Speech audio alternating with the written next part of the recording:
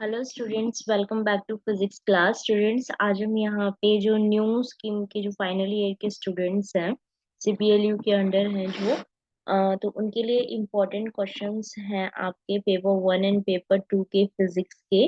तो चलिए देखते हैं कौन कौन से आपके जो टॉपिक्स है आपके फर्स्ट ईयर पेपर के अंदर और सेकंड पेपर के अंदर कौन कौन से इम्पोर्टेंट है, उनको देखते हैं। सबसे पहले बात करें आपकी पेपर 1 की, फाइनल ईयर के फिफ्थ सेमेस्टर के। तो आपके क्योंकि दो पेपर हैं आपका, एक तो हमने चूज करा है जो वो सॉलिड स्टेट फिजिक्स है, राइट। और एक जो पेपर चूज किया है वो है आपका स्टैटिस्टिकल फिजिक्स। तो फर्स्ट जो है आपका सॉलिड स्टेट फिजिक्स, जैसे कि आप देख रहे हो 10 मार्क्स की आपकी इंटरनल जाएगी और 40 मार्क्स का आपका एग्जाम रहेगा फाइनल ईयर में, जो अब आपका 14 को है। आई थिंक फर्स्ट पेपर आपका 14 को है सॉलिड स्टेट फिजिक्स का। तो उसमें आपको क्या क्या करने की नीड है, देखो। जो बच्चे बिल्कुल कुछ भी नहीं कर रखा जिन्होंने, ठीक है, पहले उनके बारे में डिस्कस करते हैं। फिर उसके बाद में थोड़ा बहुत और एक्स्ट्रा क्वेश्चंस बताऊंगी जो ज्यादा गेन करना चाहते हैं बच्चे वो, ठीक है। तो देखो, जिन्होंने कुछ नहीं कर रखा, बिल्कुल ब्लैंक है सॉलिड स्टेट फिजिक्स के अंदर, उनके लिए ये है कि यहाँ से आपका जो यूनिट 1 है, इसमें आप करके जाएंगे crystalline and amorphous solid, liquid crystal को। और ये जो डेफिनेशंस हैं आपकी बिल्कुल छोटी छोटी है। देखो, फर्स्ट यूनिट बिल्कुल छोटी है, ठीक है। तो इसीलिए यहाँ पे ये दो क्वेश्चंस आपके रहेंगे यहाँ पे। ये तो बिल्कुल 2 2 मार्क्स का करके, अगर उन्होंने डेफिनेशंस देते हुए उसको बड़ा कर दिया तो आएगा, ठीक है। आप यहाँ पे सिमेट्री ऑपरेशंस जो है वो स्किप कर सकते हो, कोई बात नहीं, ठीक है। डेफिनेशंस कर जाना यहाँ पे। और Bravais lettuce in 2 and 3 dimension, इसकी एक टेबल बनी हुई है बेटा। मैंने क्लास में भी आपको जब ये यूनिट करवाई थी तब वहां पे समझाया भी था कि इस टेबल को कैसे लर्न करना है और कैसे लिखना है। उसी मेथड से आपको इसको लर्न करना, उसी मेथड से लिख के आ जाना। जो मैंने प्रोसेस बताया था कि कैसे कैसे लिखना है उस टेबल को, ठीक है। उस टेबल को ड्रॉ नहीं करके आना वहां पे, जस्ट सिंपल आपको लिख के आना है सारा का सारा, ठीक है। स्टेटमेंट फॉर्म के अंदर लिख के आ रहा है तो वो पूरा लेंथी हो जाता है, तो उसको उस टाइप से करके आओगे। उसके बाद यहाँ पे आप डायमंड का कर जाना और NaCl का जो है क्रिस्टल स्ट्रक्चर कर जाना, ठीक है। इतना कर जाना फर्स्ट यूनिट में से। सेकेंड यूनिट के अंदर से आप रेसिप्रोकल लैटिस क्या है, इसकी सिग्निफिकेंस क्या है, ठीक है, ये करके जाएंगे। और आपके रेसिप्रोकल लैटिस के अंदर आपके FCC SC एंड BCC के लिए ये दिया हुआ है, तो इन तीन को कर जाना, ठीक है। फिर आते हैं थर्ड यूनिट के अंदर। थर्ड यूनिट के अंदर देखो, ये तीनों के पूरे चांसेस है आपके, Debye's theory, Einstein theory and Dulong and Petit's law, इन तीनों के मोस्टली चांसेस है आपके आने के, ठीक है। तो इनमें से अगर तुम बिल्कुल ही रिस्क लेना चाहते हो तो प्लीज एक मतलब उस टाइम पे तुम एक करके जाओगे तो तुम्हारे उस पे यही है, क्योंकि इन तीनों के आने के पूरे चांसेस हैं, ठीक है। अगर करना चाहते तो इन तीनों को कर जाना। फिर फोर्थ यूनिट के अंदर आपका यहाँ से पैरा फेरा डाया एंड फेरोमैग्नेटिक मटेरियल, इतना कर जाना। जो बिल्कुल ही क्या कहते हैं, वो वाले स्टूडेंट्स है जो अब कुछ नहीं पढ़ सकते, ये बताया था उनके लिए, ठीक है। जो बच्चे पढ़ सकते हैं अब उनके बारे में बात करते हैं, जिन्होंने किया हुआ है, सिलेबस किया हुआ है जिन्होंने, ठीक है, उनके बारे में करें। तो उनके लिए क्या है कि जो बेटा फर्स्ट यूनिट है, ठीक है, आपको करना क्या है, आपको 5 क्वेश्चन अटेम्प्ट करने हैं, राइट। हर यूनिट में से एक एक क्वेश्चन तो करना ही करना है। आपके पास ऑप्शन होगा वहां पे कि या तो अगर उन्होंने फर्स्ट क्वेश्चन कंपल्सरी दिया, अगर फर्स्ट क्वेश्चन कंपल्सरी है आपके पास, तो आपको इन चारों यूनिट्स में से क्वेश्चंस मिलेंगे, ठीक है। आपको वहां पे करना होगा, एक आधा वहां पे भी आपको चूज में मिलेगा क्वेश्चन, ठीक है।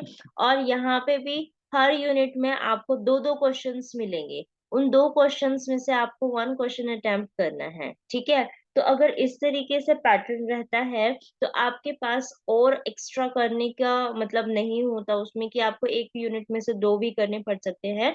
तो फिफ्थ क्वेश्चन तो आपका जो कंपल्सरी क्वेश्चन है वो वाला हो गया, और हर यूनिट में से एक एक क्वेश्चन आपने करना होगा। ठीक है, या तो ये वाला पैटर्न रहेगा अगर उन्होंने फर्स्ट क्वेश्चन कंपल्सरी नहीं दिया।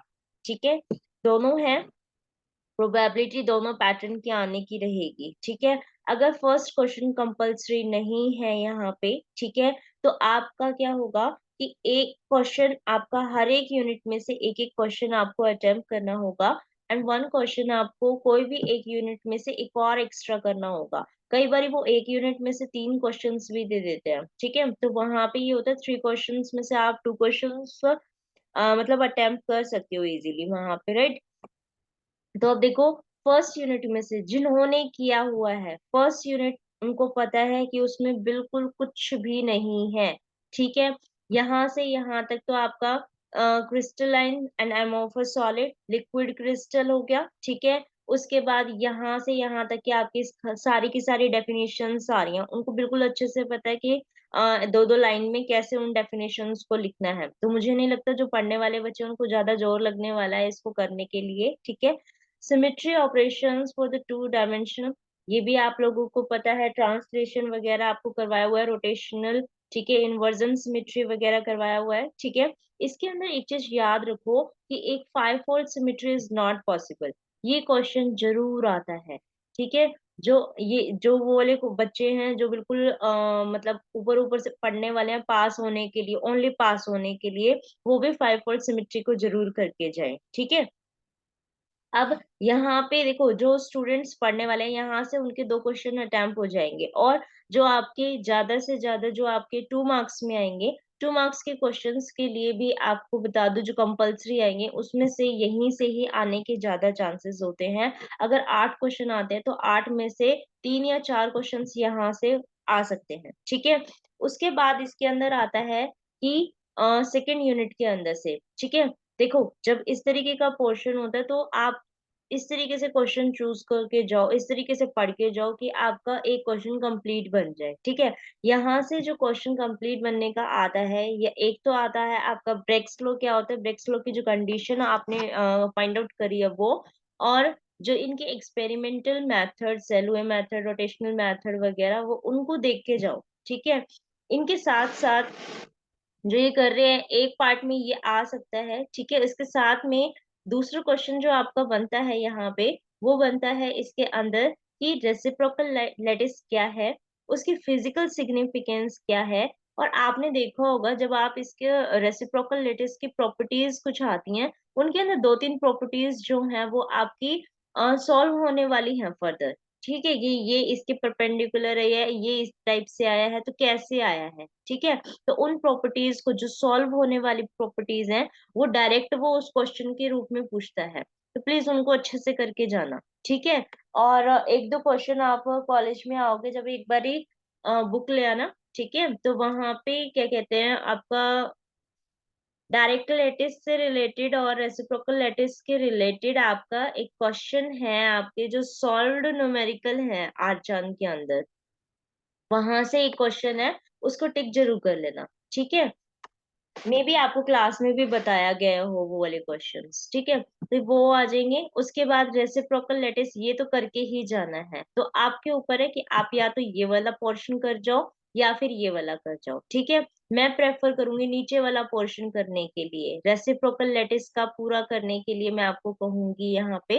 ठीक है, और ऊपर से करना है तो ओनली ब्रेक्स लो क्या होता है, इसकी क्या कंडीशन आती है, एक्स्ट्रा डाइफ्रैक्शन क्या होता है, ये 2 मार्क्स के क्वेश्चन के लिए मैंने आपको बताया है। ठीक है, उसके बाद नीचे यूनिट 3 के अंदर मैं ऊपर वाला पोर्शन प्रेफर नहीं करूंगी, मैं ओनली आपको ये कहूंगी कि लेटेस्ट वाइब्रेशन वाला पोर्शन करके जाना।